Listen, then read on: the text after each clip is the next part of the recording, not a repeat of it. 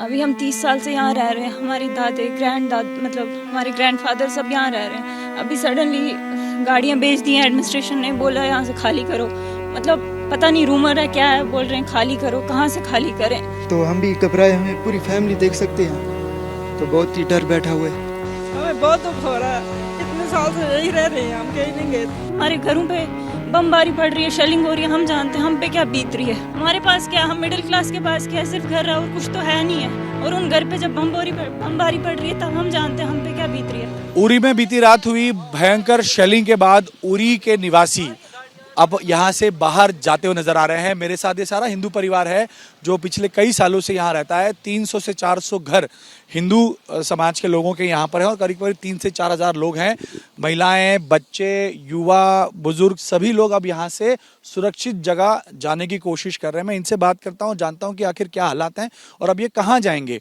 Sir, आपका नाम बताएं। सर, रोहित नाम है मेरा। सर रोहित जी, आप बताइए कि अब हिंदू परिवार अपना सारे लोग हैं, यहाँ से आप लोग जा रहे हैं, अब कहाँ जाएंगे, कैसे रहेंगे, क्या हालात हैं यहाँ पे? देखेंगे बारामूला गुरुद्वारे में ही जाएंगे सर। से तो रात को पूरी शेलिंग रही है उड़ी सेक्टर में, तो हम भी घबराए, हमें पूरी फैमिली देख सकते हैं, तो बहुत ही डर बैठा हुआ है उड़ी में। ये बच्चे छोटे छोटे, आपने इनका ख्याल कैसे रखा? रात में किस तरह इन्हें समझाया, सुरक्षित रखा आपने? सर, बैंकर एक छोटा सा था, तो सर वहीं पे रात को गुजारी है। उसी में थे? सारे में एक में ही थे सारे लोग।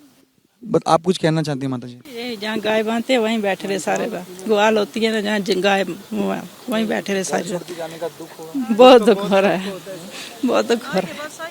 बीती रात कैसा था मंजर? आप लोग भावुक हो रहे हैं, मैं समझ सकता हूँ आपकी बात। घर छोड़ के जाना पड़ रहा है।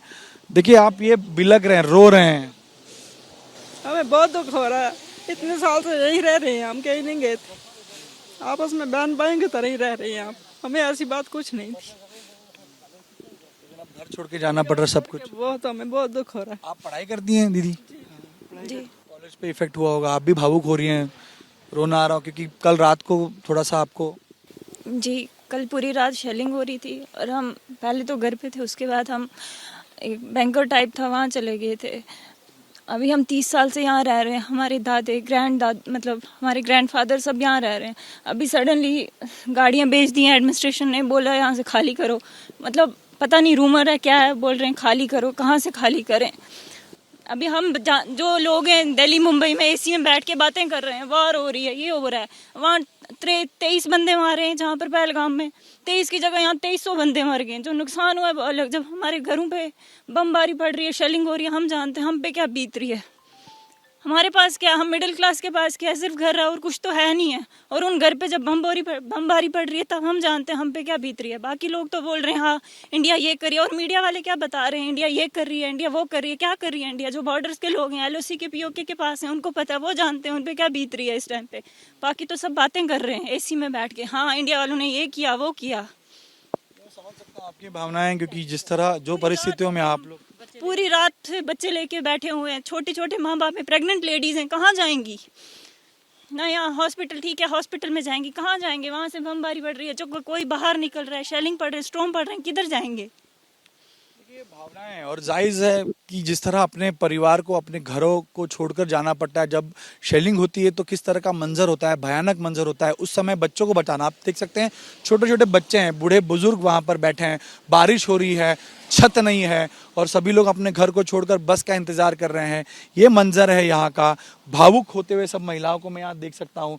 छोटे बच्चे जो स्कूल जाते हैं अब वहाँ पर खड़े हैं। तो अब जंग के आसार हैं और जंग के आसार में सबसे पहले जिस पर असर पड़ता है वो इस बॉर्डर एरिया में रहने वाले लोगों पर पड़ता है। और अब ये सुरक्षित जगह पर जाने की कोशिश कर रहे हैं, गुरुद्वारे में रहेंगे जब तक यहाँ के हालात ठीक नहीं होंगे। कैमरामैन दीपेश महाजन के साथ गणेश ठाकुर, ABP न्यूज़, उरी।